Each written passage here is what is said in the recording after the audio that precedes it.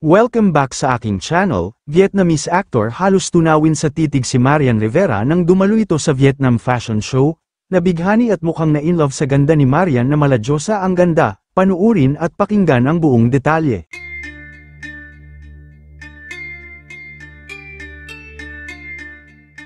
Talagang pinagkaguluhan nga ang kapuso primetime queen na si Marian Rivera sa bansang Vietnam nang dumalo ito sa Ingranding Fashion Show kung saan siya ay isa sa mga naging special guest.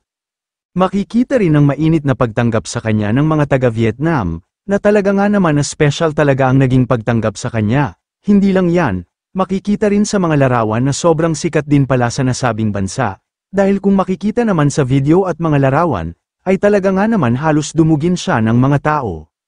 Marami rin ang humanga sa kanyang ganda na mala AI daw o artificial intelligence ang kanyang beauty, katunayan ay siya daw ang pinaka-nagningning sa naganap na fashion show sa Vietnam.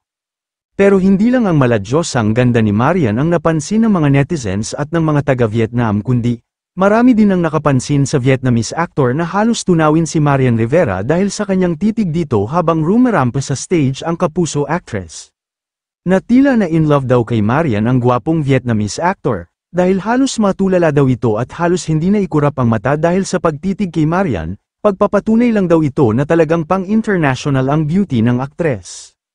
Maraming netizens at fans naman ni Marian ang proud na proud sa kanya, dahil sa kanyang ganda at tila ipinakita daw nito sa buong mundo na hindi lang ganda meron ang mga Pilipino, kundi respeto at maayos na pakikisama sa kapwa, mapaibang lahi man nito.